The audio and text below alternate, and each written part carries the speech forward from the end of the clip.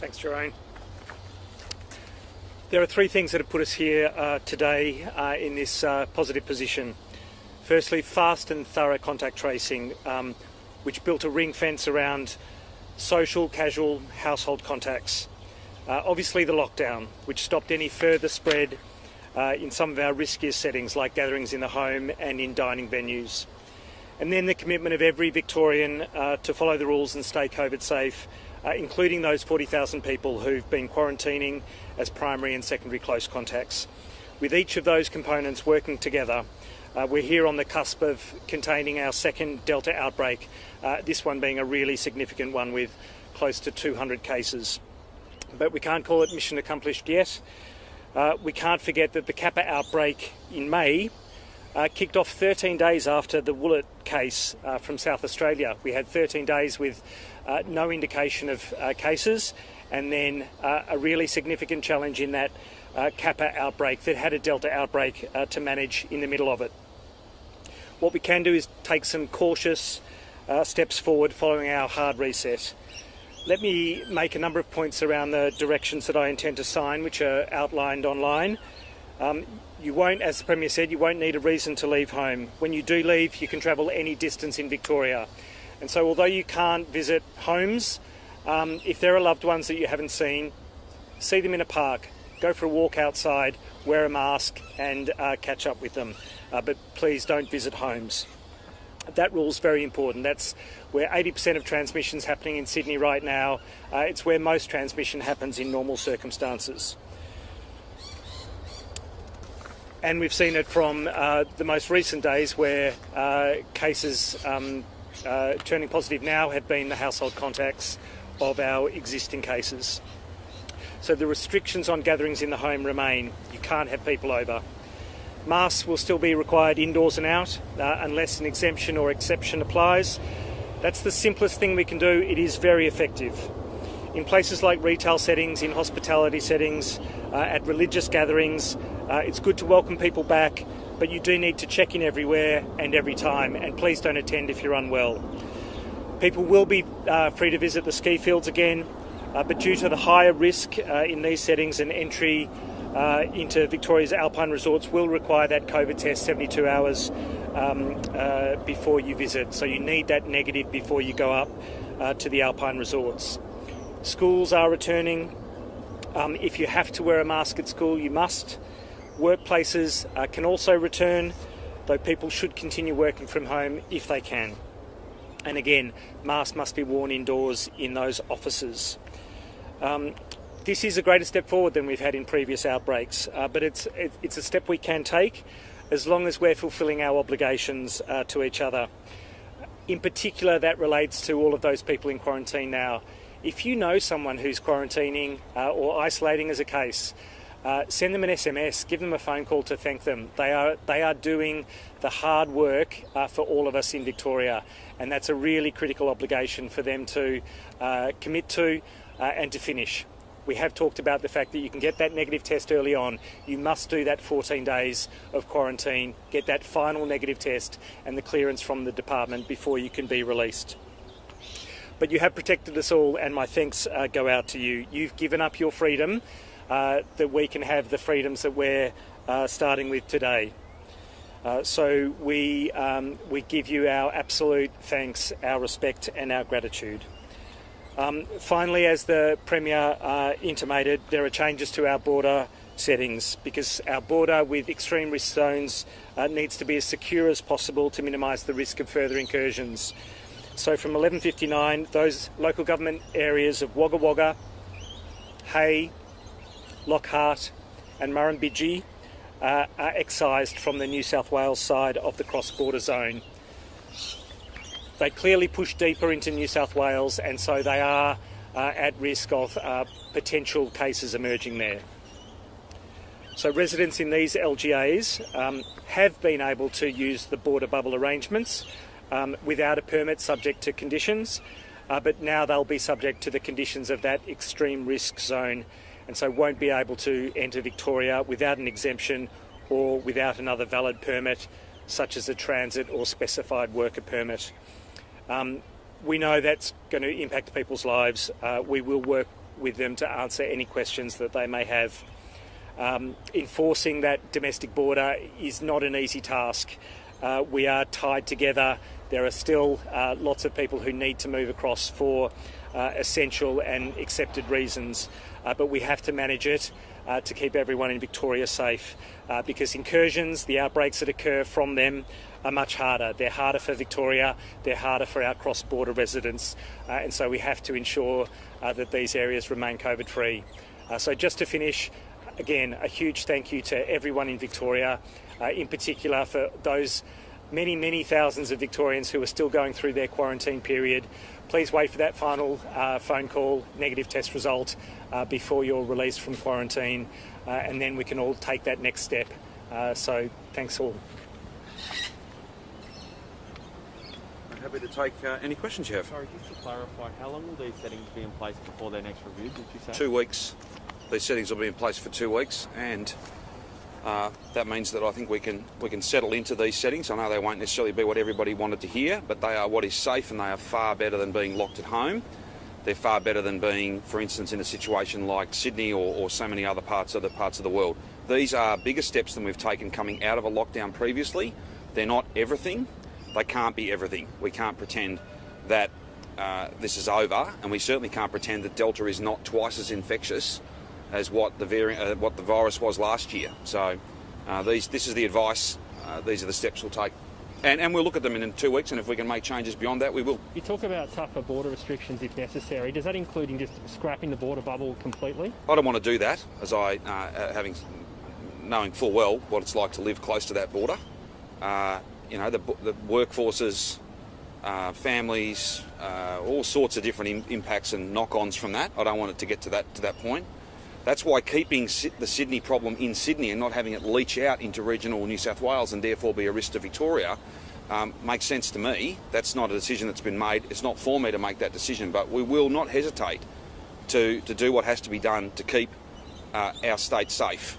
I don't like having to lock out those 4 communities I've announced today, Murrumbidgee, Hay, Lockhart and Wagga Wagga, but if I've got to go further, I will. I'm not announcing that today, and it will be, I'll do everything I can to not interrupt that border bubble, because I know that it works and it's really important. We've got people, nurses who nurse at the Wangaratta Hospital who live in Albury, for instance. We don't want a situation where we're disrupting services. We don't want a situation where, in fact, the Albury Hospital is run by us. So there'll be consequences of that, and we'll look at that very carefully. But there are some other things we can do, and we're just settling on those. And we'll have more to say about that soon. Have you spoken to Gladys Berejiklian about that specifically, about the fact that you're closing out more of the state? No. My views on border arrangements are well known, and I made the case and made the comments at National Cabinet on Friday and before then even. Again, I can't control what happens there. All I can do is wish New South Wales well, And we're not here today boasting, we're not here today lecturing, we're not here today doing any of that. In fact, what we'll be able to do now, once we get our close contacts cleared, because that's a big job, but once we're through that, then we may well be able to provide some support to Sydney around contact tracing and some of that work. That's just not possible when you're having to fight your own outbreak. But hopefully I can positively report some greater assistance for New South Wales in the days ahead. Do you not think it's appropriate to pick up the phone to Gladys, given that this is affecting New South Wales residents? Oh, well, I've had a busy morning, and so has she. And my views on these matters are well known. Well known. I've been too busy to pick up the phone today. So I've been, really? Like we're not getting into who rang who and why. That's frankly, I've been too busy to pick up the phone to talk to Gladys Berejiklian about these matters. And I'm sure that she's been pretty busy also, and I'm not here to apologise for not having rung her. That's frankly not top of my list. Was there any positive reception to the idea of a ring of steel around Sydney at National Cabinet or afterwards? Clearly not. Well, not from the person that actually matters, which is the Premier of New South Wales. There's a lot of talk at the moment about restrictions should be citywide across Sydney. There's a lot of talk about a ring of steel. All I'm doing is telling others what worked here. And it's through painful, tragic, bitter experience that we are able to advise others of what actually works. But it wasn't just me doing that. Premier of WA made those points. Other premiers made those points. Anyway, I'm not here today to be lecturing anyone. I'm not here to be, doing anything other than making positive announcements for our state, but also hopefully demonstrating to every single Victorian that we will make the tough calls, whether they offend others in other states or not, to keep our state safe. Just on this note, Premier, would you say that keeping part Go of here, keeping Candice, and then have you. Sorry. Thank you. Without that ring of steel, though, how vulnerable does that leave Victorians at risk of another lockdown, a sixth lockdown? Well, I think the most important point here is that we have a permit system. We have further tightened the permit system. We have a border bubble, but we further tightened that border bubble today, so that those that are not, if you like, contiguous are not part of that bubble.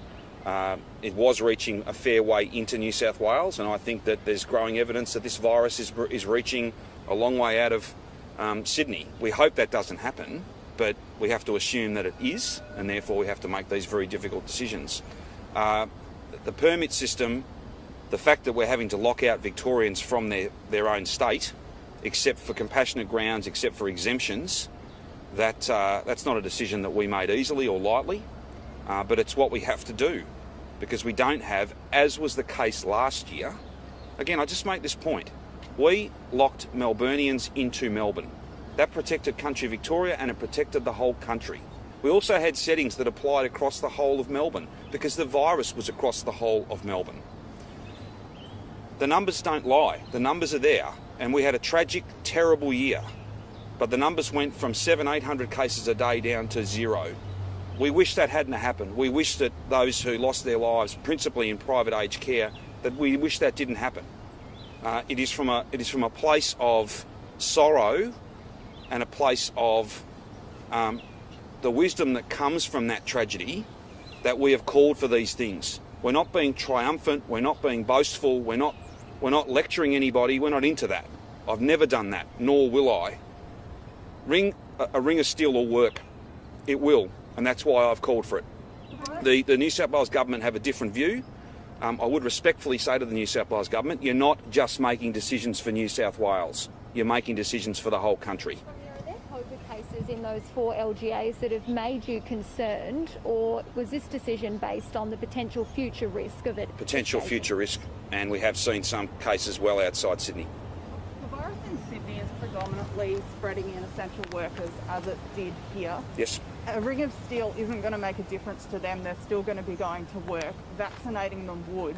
Wouldn't Victoria providing vaccines to those essential workers make a far bigger difference than any ring of steel possibly could? No. Well, hang on, Rachel. Hang on.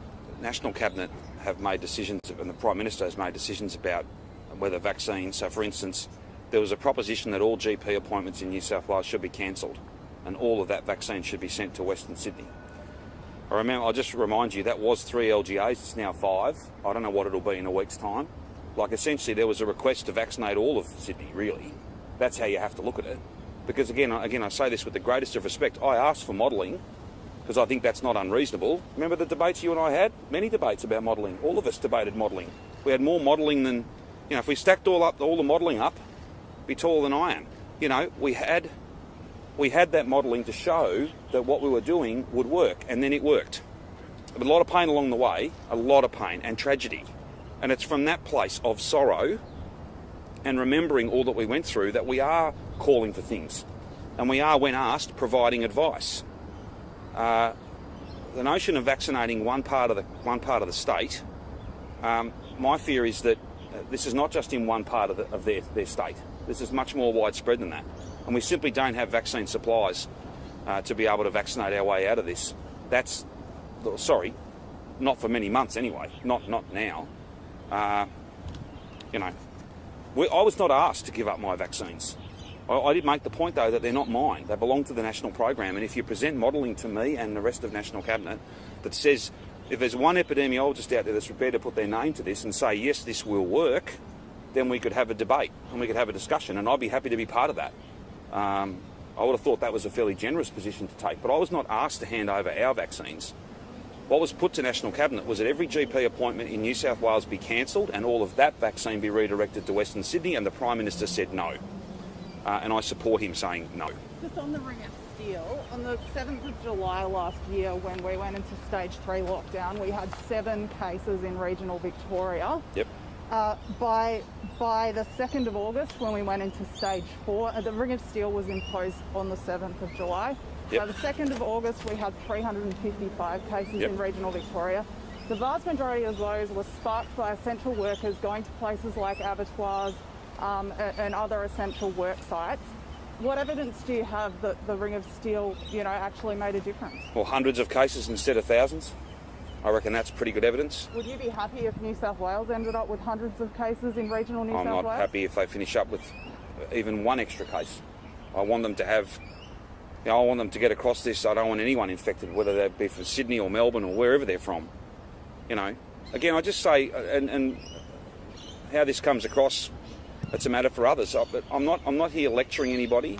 We're not here boasting and bragging. I'm here to say that we know what it's like when this gets out of hand. We have all lived it, and we've all been touched by the tragedy of it.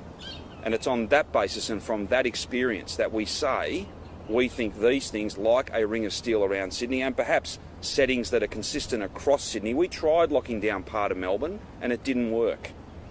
It didn't work. Anyway, I'm not here to talk about Sydney, other than the fact that there are risks posed because of those settings to our state. And on that basis, we've made a decision to take those 4 local government areas out of the border bubble. If I have to go further, I will. Beyond that, Rachel, I don't reckon any Victorian needs convincing that everything we did is worth trying in Sydney right now. Are you guys witnessing, are the authorities, the Like Victorian... a curfew, for instance. Like all manner of things. All manner of things. It all, as a package, worked here.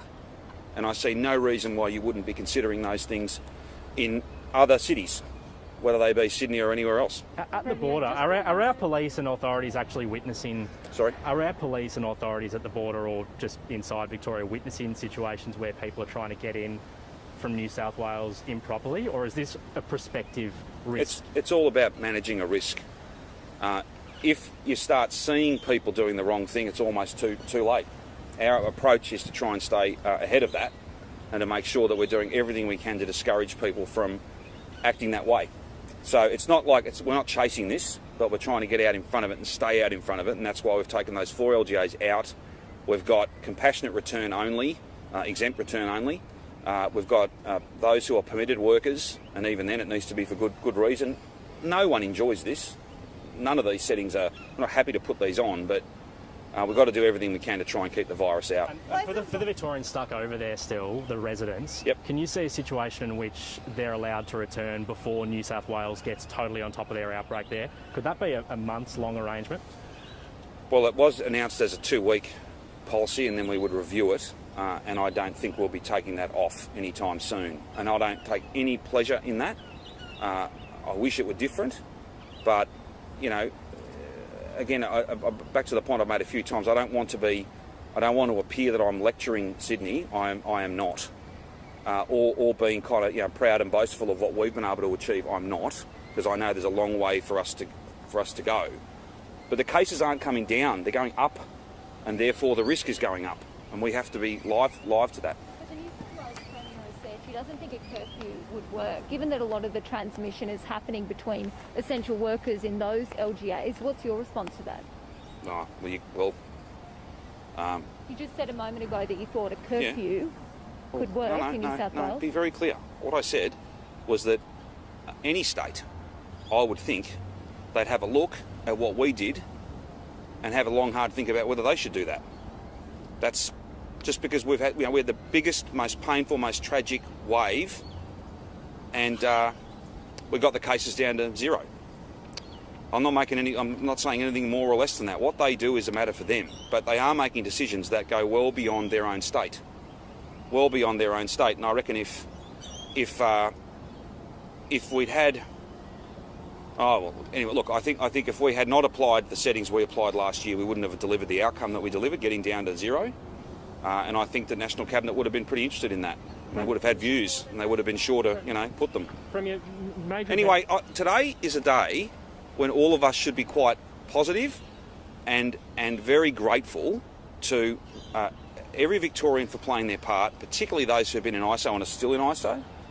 And today's also a day where we should pause and just pause for a moment and just be very grateful for the thousands and thousands of staff who've worked so hard over these last couple of weeks. And after midnight tonight, as we open up and perhaps enjoy some of those freedoms, those staff will still be working incredibly hard, and they will be until this whole thing is over. Premier, some major events coming up in the next couple of months: International Film Festival, big theatre opens, the footy finals. Yep. What options are on the table for those big events, given what we've had in the last 2 weeks in terms of those sites, the MCG, etc.? Well, look, it's too early for us to settle on those issues. There is a separate process that deals with those major events and deals with a public health plan, a COVID-safe plan.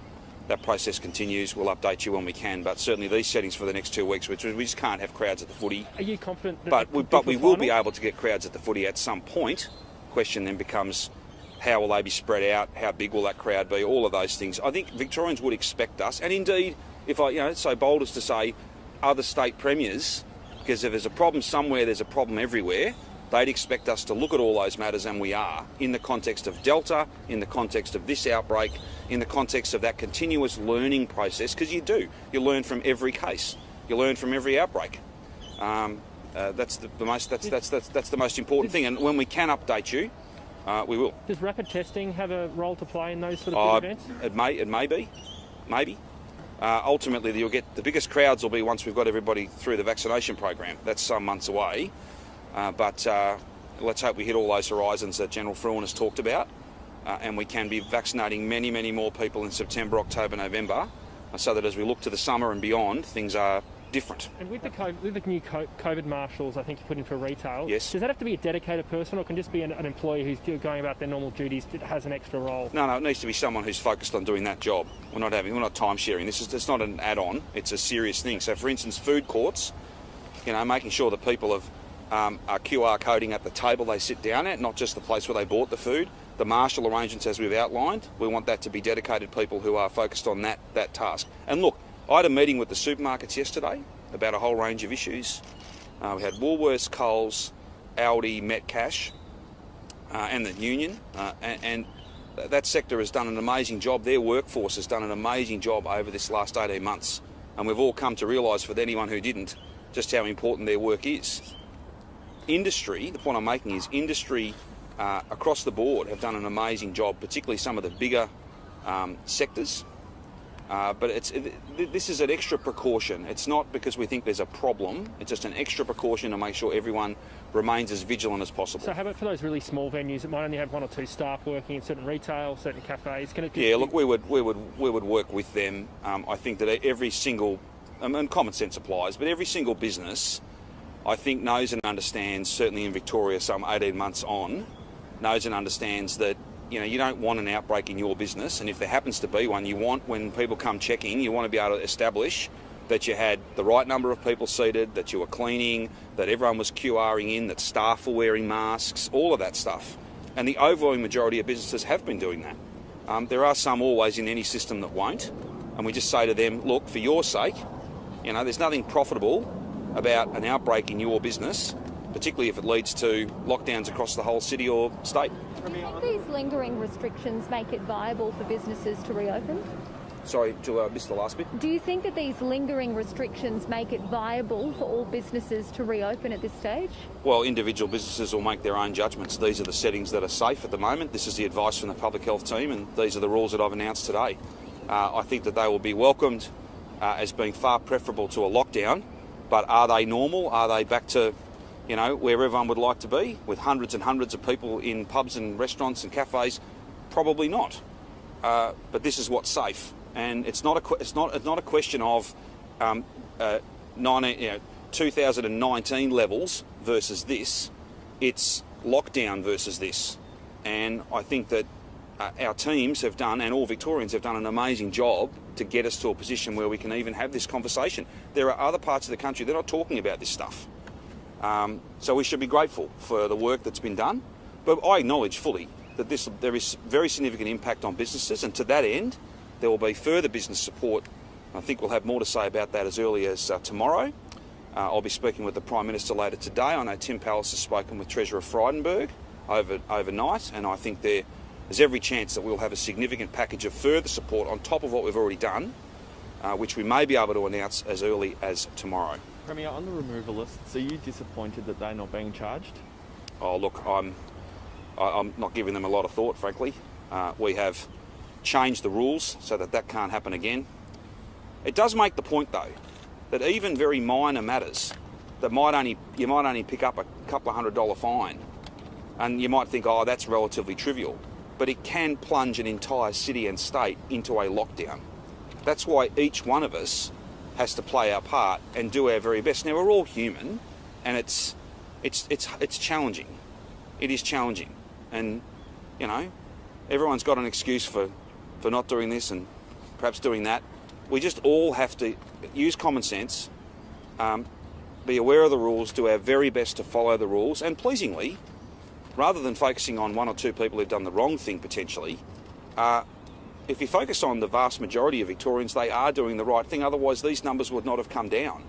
We would not be 600,000 tests in and 0 cases out in the community during their infectious period. That's an amazing achievement, and something that we can just pause for a moment, only a moment, because the virus doesn't pause.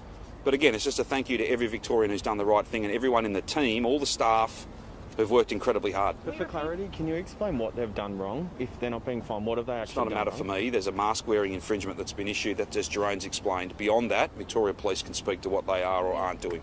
We repeatedly heard during press conferences that they weren't being cooperative. Was that the case, or is there another explanation for those comments? Well, to not be cooperative isn't necessarily an offence.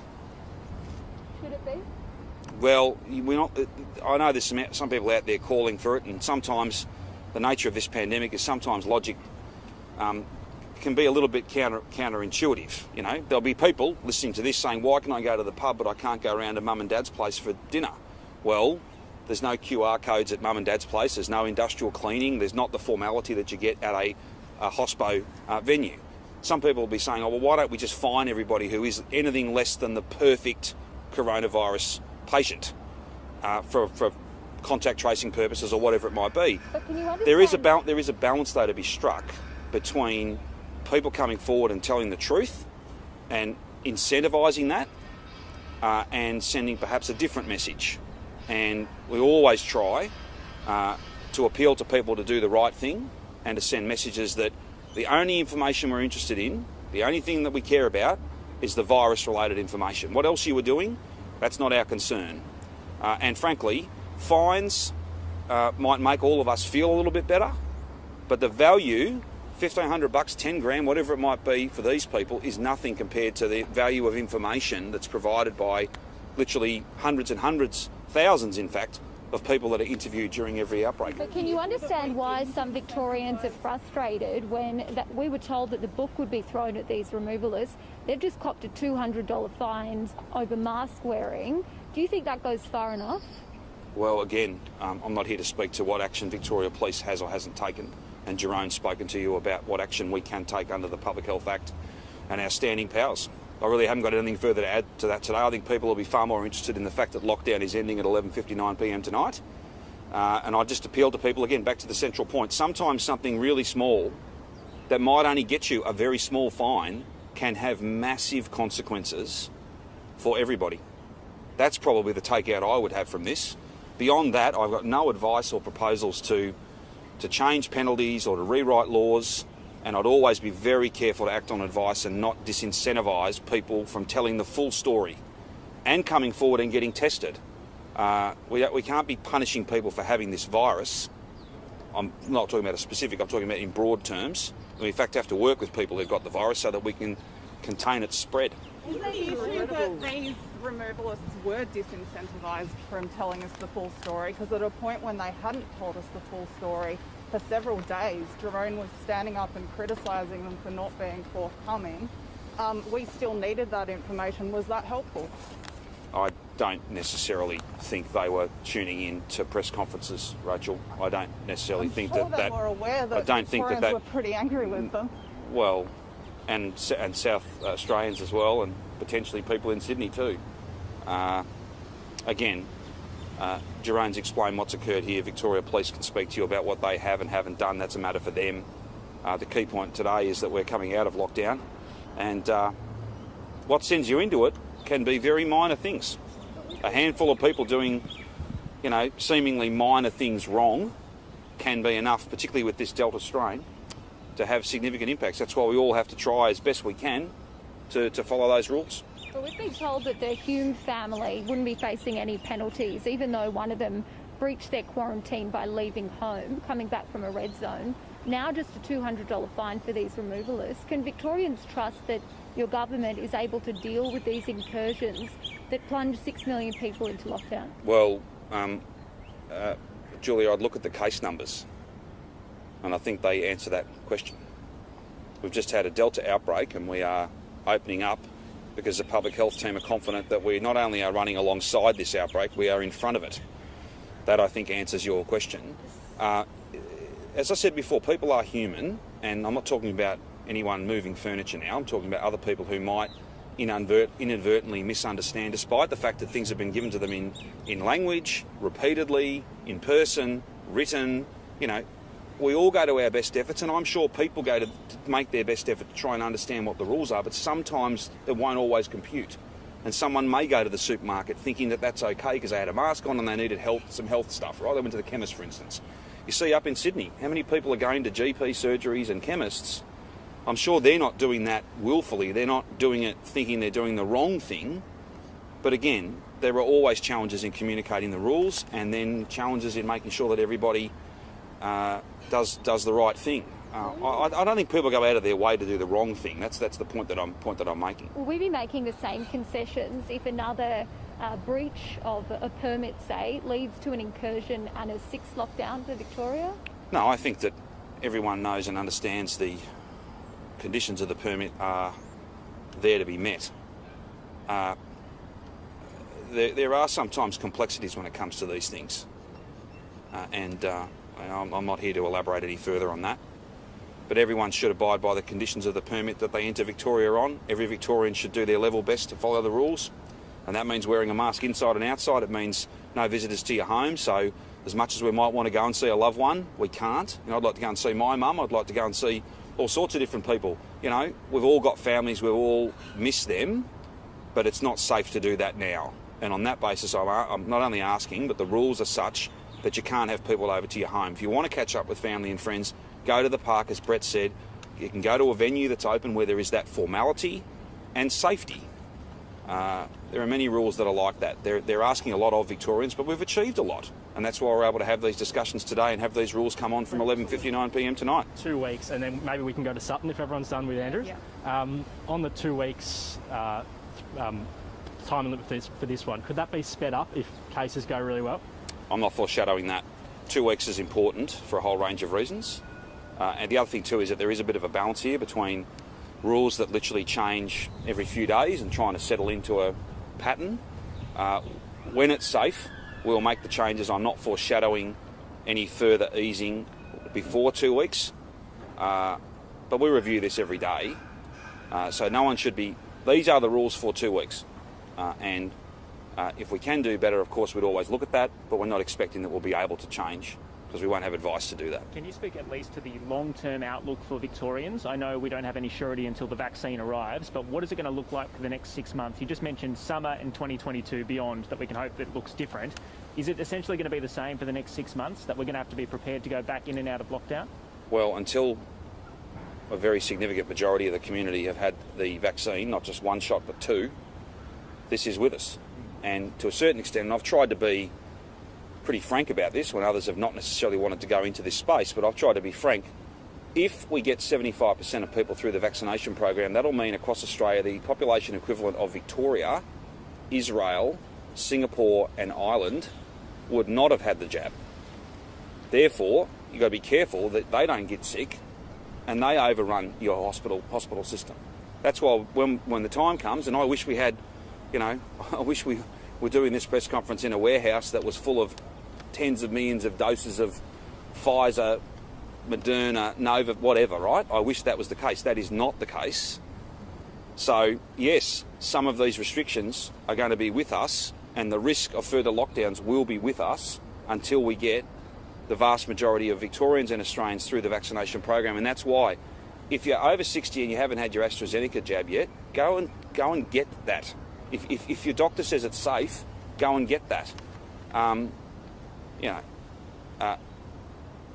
Nothing's more important than accessing vaccines right now, and there are a number of people who need second doses and they should go and get them, and a number of other people who are eligible for vaccines, but they should just have a chat with their doctor first and potentially protect themselves and all of us, not in 3 months' time, but in the next 3 days. So which restrictions will remain until we're at that 75+ percentage level? Yeah, well, that's a great question. Is it going to remain from now, or will they keep going up and down? I'm not in a position to be able to give you a full table of all the different rules that'll apply, over the coming months. We will always look to have the most open economy and community we can, but safety has to be a really important part of that.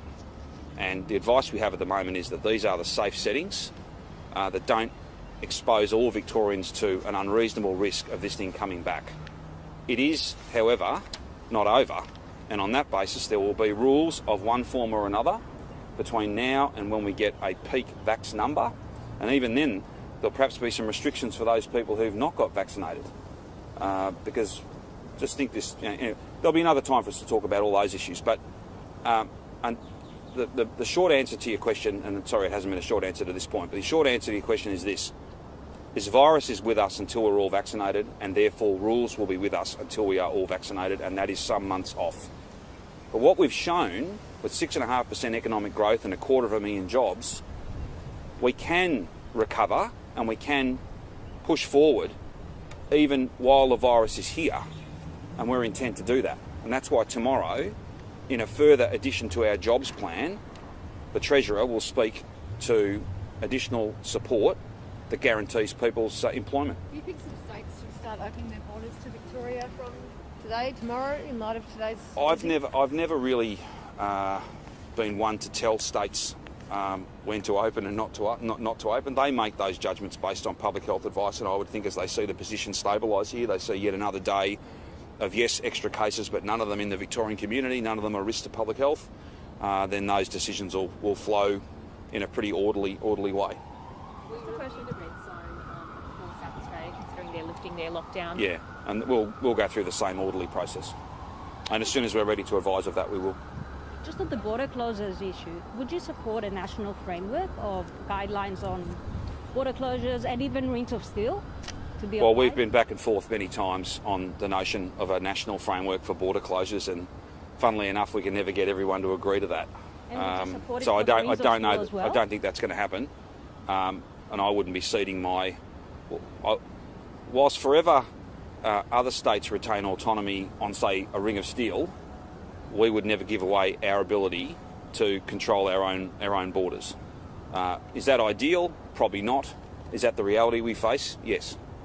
Sure, but would you support a specific set of criteria, numerical criteria, on whether a ring of steel would apply? In terms of number of cases nationwide? I don't know that that'll make its way onto the National Cabinet agenda. I think that would be unlikely to succeed, given the pretty binary position that some have taken. All I'm saying, again, back to the key point, we're not here lecturing anybody.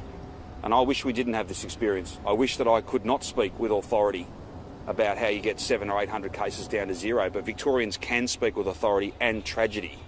And that's why we're making these respectful recommendations to others, because it worked here, and I reckon there's every chance it might work there. They've got a different view, and that's fine. They'll be locked out of our state for as long as they have that view, or until they get their cases down, whichever might be sooner. A question for Brett or Jerome would be terrific. The residents of the Ariel apartment building are in some confusion as to when they actually get out of isolation. Who wants to take this one? Can you tell us when the Ariel apartment building residents will be free? Yeah, so so obviously we're now going through that whole clearance process of those who are early on in this particular outbreak. We're now on day 15 for the outbreak as a whole. So aerial apartment buildings, my numbers at the back of my head are around 3/4 of those in the aerial apartment buildings have cleared their negative test and have been released through that formal process that I've outlined and we've outlined over recent days. The remainder, we're awaiting negative test results. As I left the office this morning, there was over 1,000 calls queued up, ready to be made today to people who've cleared their negative test from the head. Brett, can you just explain what it is specifically about this outbreak that's allowed us to take these bigger steps? It is the more infectious Delta variant. How much has lockdown fatigue played into this decision making? No, I think it's primarily that we've tracked every single link for every one of these almost 200 cases. Hasn't happened in an outbreak of this size in Australia before. Maybe I'm not aware of it happening anywhere. It may have. The fact is we know where every single transmission's occurred, every single exposure site, and so we've identified those primary close contacts and their secondary close contacts, and they're all in quarantine. So it's really having that public health response around all of those at-risk individuals, and that's why we've emphasised several times today those obligations for people who are primary close contacts, because we know about you, we can control this if you do that full 14 days of quarantine and get your negative test before you release. So yes, it's highly infectious, but if you're quarantining, if you're only going out in the community again when you've got that negative test and we've picked up the phone to you, then there's no risk to the broader community. So it's really wrapping that public health response around every single case.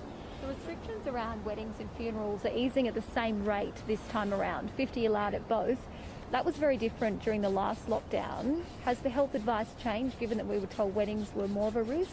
They are more of a risk as an individual setting. They're still not as great as the gatherings for community sport, for example. But the confidence we have around managing these cases and allowing some of those other settings to have 100 indoors, 300 outdoors, is for the reasons that I just provided to Bridget, that we're controlling those cases that we know are absolutely at risk.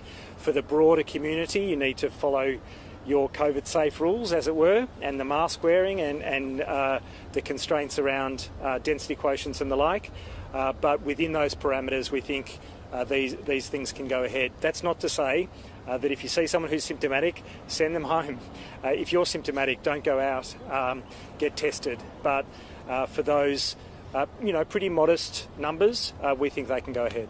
The US Centre for Disease, the CDC has found that PCR tests can't distinguish between the flu and COVID. Are we looking at that? Are we concerned about that? Look, I think we'll look into it. It's not really an issue. When people have symptoms at the moment, they are primarily going to our testing sites to see if they have COVID. We have got virtually no flu in Australia. Like last year, there is virtually no flu to be found. If someone tests positive, it'll go through a quality assurance process to make sure that it's absolutely and unequivocally a positive test. I've heard nothing from our reference laboratories that our PCR tests do anything other than pick up with enormous sensitivity the COVID virus. Do you see a role for rapid antigen tests in going forward, especially for those major events, hospital visits, aged care settings, etc.? There are issues with rapid tests. Yes, you can get them rapidly, you can turn that result around. When you've got a very, very low prevalence, when you've got virtually none or you're confident you've got no virus out there, the false positives that occur become much more common because almost everyone has no virus, and so when you get a positive result, it's almost certainly wrong. Don't use it in conjunction with a PCR? You could use it in conjunction with a PCR. So if you get a positive test, yes, it's useful to exclude that person, to refer that individual and their sample for formal PCR testing. That's possible. Again, it's not as sensitive as a PCR test, so there'll be some false negative results as well. So there'll be some people who might actually be infectious who turn up a negative result. You don't want those individuals to be in those settings. It is approved by the TGA, a lot of these tests. It is, and TGA approvals always give that context around where they're most effective to be used, where the sensitivity and specificity of the test works best. And so we have to bear that in mind. And in a virtually COVID-free environment, they have less of a role than that gold standard PCR that tells you with huge levels of confidence that you're negative when you're negative and you're positive when you've got that positive result. What's your feeling with, I asked the Premier this earlier, but about major events, theatre openings, footy finals, what's your feeling? Do you think we can get back to a point where we have some crowds for those pretty iconic sort of Melbourne events? We're going to do our absolute best. We have to reflect on every challenge that Delta's thrown us through this outbreak and that's going to be the case ongoing. So it's under constant review. We won't be able to have some of those pinch points that led to the AAMI transmission, and we'll need to think about exactly how people are seated and separated and get up for food and toilets in those larger crowds as well. So it's a bit of work to work through, but we have to make sure that we're not undergoing a giant contact tracing exercise and we're going to lockdown because a single event's taken place. And just on a bit of a tangent, can tradies enter the home at the moment? Visitors are banned, but can tradies come into your home if you need to? We'll come back to you on that. Thanks. Ski fields, a lot of them are shared lodges, shared amenities. What are the restrictions around those? So in terms of a booking in the accommodation setting for your bedroom, for your room or chalet, within a chalet, it's just your household. So there's no other household that can come together with you. You can't invite a friend over, you can't invite someone who's not normally part of your household. For those shared amenities, there are COVID-safe plans, COVID-safe rules that need to apply there. So there'll be density quotients, there'll be a need to make sure that the cleaning and separation takes place. But the accommodation is really a reflection of that private gathering limit. What about weddings? What will they look like in terms of dance floors, etc.? So it's 50, and really we're talking about masks, except for the purpose of photography, as I understand it, but to be fully defined today. I think every parent in Victoria's relieved school can go back. Are you thinking about any possible changes to the school settings given how highly impacted schools were in this outbreak? Yeah, we've certainly had further conversations. The Department of Education and Training have always reflected on the things that they can do. You know, the days are pretty cold, but ventilation's important. Mask wearing for teachers critically important. The way that teachers come together in a tea room or outside of the classroom also really important. And everyone needs to reflect on making sure that no one turns up symptomatic to school, kids or teachers. So that's a collective obligation, but DET is absolutely focused on that. Can you see weddings going back to the 300 mark after the 2 weeks, or do you think as a baseline restriction that's pretty unlikely going forward? Oh, we'll see when we get there. Yeah, really too early to say. And just on Delta, it seems like there's a growing acceptance that the level of vaccination for herd immunity with the new variant is probably going to be higher because the R rate's higher. I don't know if you've put a number on it previously, but do you accept that number is going to probably be above 75 or 80 with Delta now? Yeah, it certainly looks that way. It's a more infectious virus.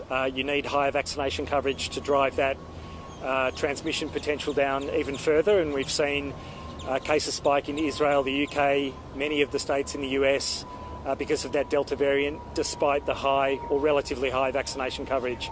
So we need to aspire to the highest possible vaccination coverage.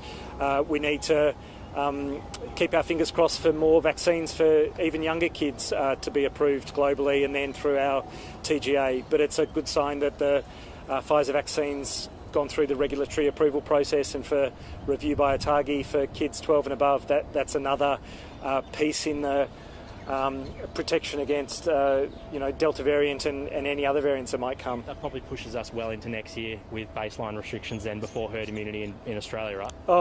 Herd immunity is theoretical at the moment. We need to see what we get to. Yeah, we need to aspire high.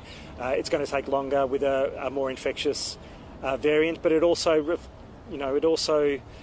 emphasises that there are other measures that we'll need to consider, like mask wearing, like the COVID-safe behaviours that we've made part and parcel of our lives. Are we going to be wearing masks forever if we can't reach herd immunity? I don't know. That I hope not. There are not just new variants coming. There are new vaccines under development. They're going to be tailored to the new variants as they arise, and they will have potentially much better activity, not just for protection from severe illness, but for that transmission potential. And so as they, and this is why mRNA production capability in Melbourne is so critical? What if that facility works on a vaccine for a new variant that is more protective than anything we've seen? That will change the herd immunity threshold and make it lower and much easier. What do you make of the Grattan Institute pushing for the $1 million vaccine lottery? $1 million? The vaccine lottery, the Grattan Institute was... I'm not sure. I think we need to keep open minds around all of the things that might incentivise people to get vaccinated. There are still, as we've said previously, there are still millions of people who are just waiting in the queue, really ready to get vaccinated. And for anyone who's thinking they should wait, I'd say come forward now. That urgency has been made clear through the New South Wales outbreak, and that's clearly what they're calling for in New South Wales. I'd say the same in Victoria. You don't know what challenges we'll face in weeks or months to come, and if you're eligible now, please come forward. What do these rules mean for hospital visits, Brett? Hospital visits are still constrained. We can give you the specifics, but it's really a limitation that we've seen previously. And in terms of, I know not as many people in the community would care about what happens here in Parliament as well as in Canberra. Are you happy with MPs heading back to work next week, and same for travelling up to Canberra? We usually get a bespoke question and provide bespoke advice for Parliament, but there's every likelihood that if they have to return to work face-to-face that we can make arrangements to allow that to happen. Well, we'll see. We haven't had the question raised yet, and we'll work through it. Wasn't our last outbreak Kappa?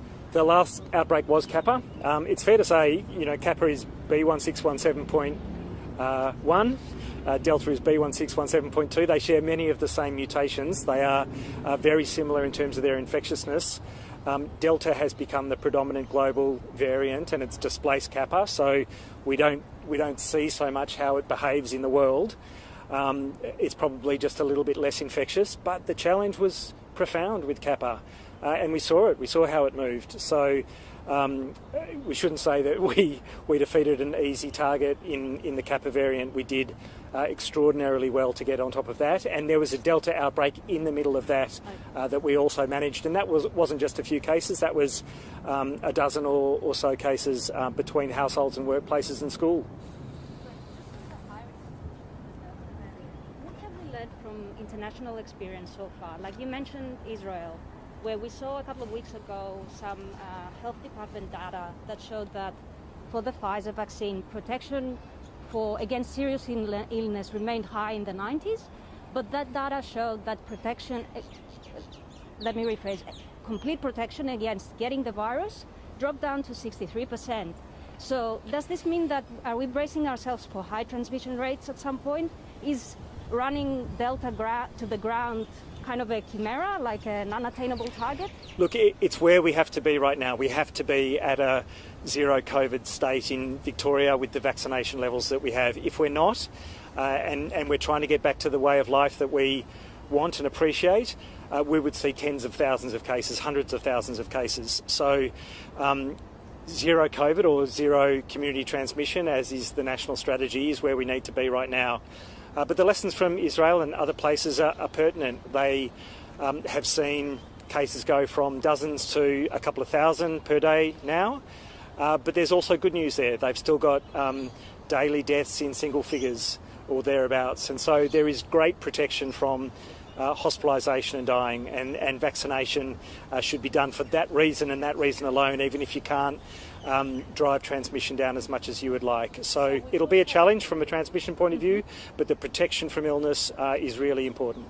Absolutely. So we could have a scenario in the months ahead where we could tolerate some transmission when the vaccination rates would be high enough to protect against serious illness? Of course, we're moving to a world where COVID will be part and parcel of how we live our lives. There are, before the last couple of years, there were an estimated 3,000 deaths from influenza every year. COVID is much more severe, maybe 10 times more severe than flu in terms of the number of deaths that you'd see. Australia could have seen 30,000, 50,000 deaths. So we'll need to manage it much more strongly. We'll need to be clear that a vaccine can protect us from huge numbers of deaths, but we'll have to accept that people will die. Even vaccinated individuals will die because it is such a challenging virus. But we have to get to a point of getting over this first and then working through all of those vaccine developments and all those other measures before we can take the next step. Premier, just quickly on another matter, if that's okay. Sure. A bit lighter, in Spotswood.